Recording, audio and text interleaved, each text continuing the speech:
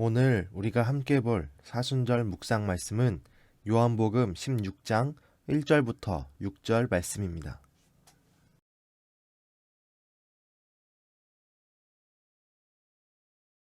제16장.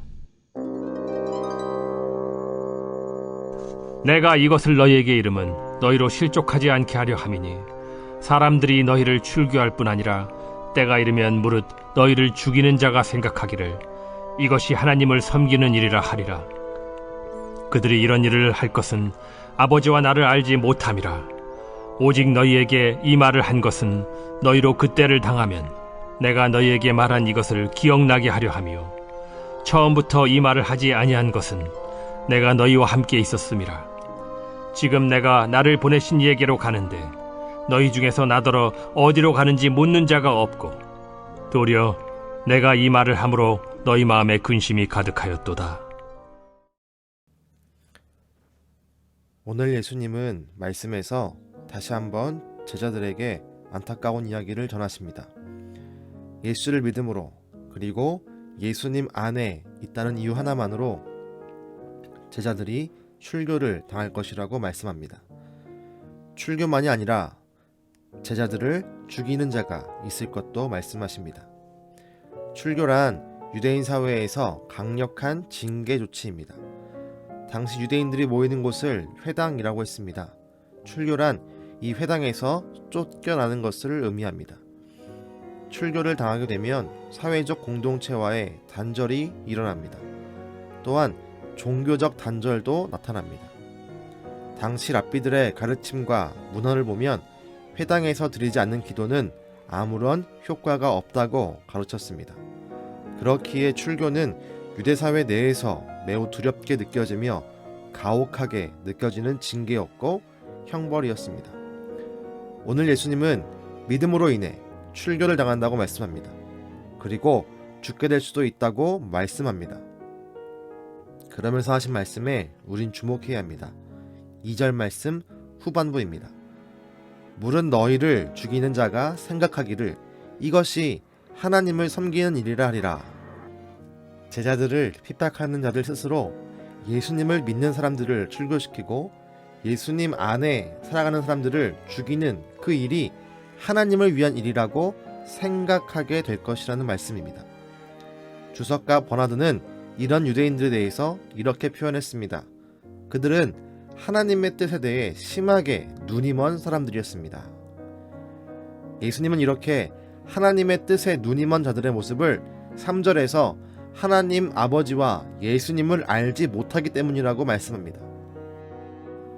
그렇다면 이들이 지식이 없어서 하나님을 알지 못했을까요? 이들이 성경적 지식이 부족하여서 예수님을 알아보지 못했을까요? 그렇지 않습니다. 이들은 구약 성경을 외우던 사람들입니다. 예수님을 핍박하며 앞으로 제자들을 핍박하는 사람들은 모두 성경적으로 충만했던 사람들입니다. 하지만 이들로 인해 예수님은 십자가로, 제자들은 순교의 자리로 내몰리게 됩니다. 이들의 영적 무지는 지식의 유무가 아니라 교만했기 때문입니다. 너무나 교만하여서 진리를 진리로 받지 않았습니다. 스스로 판단해서 자기의 생각을 내세웠습니다. 하나님의 뜻이 중요한 것이 아니라 자신의 뜻이 중요했습니다. 예수님을 통해 다시 온전해지는 진리의 말씀 앞에 그들은 무릎 꿇지 못했습니다. 그들이 교만했기 때문입니다. 우리는 이와 같은 일을 했던 유명한 사람을 한 명 알고 있습니다. 신약 성경에 있는 바울입니다. 바울도 예수님을 알지 못했을 때 예수를 믿는 사람들을 잡아 가두며 핍박하며 죽이는 사람이었습니다. 스데반 집사를 죽인 주동자가 바로 바울입니다. 그는 지식이 충만한 사람입니다. 당시 유력했던 율법학자였던 가말리엘 문화에서 배운 사람입니다. 로마의 시민권을 가지고 있습니다. 빌립보서에 의하면 그는 베냐민 지파의 사람입니다. 그는 매우 유력한 사람이었고 지혜로웠으며 율법에 박식한 사람이었습니다. 하지만 이런 것들이 그를 교만하게 만들었습니다. 하지만 바울이 진정한 진리이신 예수 그리스도를 만나게 되었고 자신의 자랑거리들을 배설물로 여기는 겸손을 얻게 되었습니다. 겸손케 된 바울을 통해 수많은 사람들이 구원을 받고 교회가 유럽에 세워졌습니다. 우리가 교만해지면 하나님의 은혜는 우리에게 나타나지 않습니다.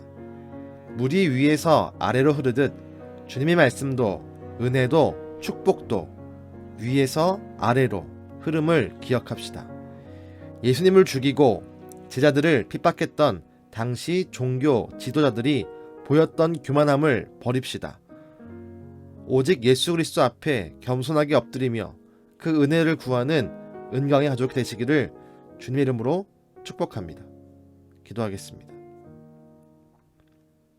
주님, 우리가 교만함으로 하나님으로부터 오는 말씀을 거부하지 않게 하옵소서. 언제나 주님 앞에 겸손의 마음을 가지게 하시고 겸손한 마음 한가운데로 하나님이 부으시는 은혜와 축복이 있게 하옵소서. 오늘도 우리에게 은혜 주시기를 기뻐하시는 예수님의 이름으로 기도드렸습니다. 아멘.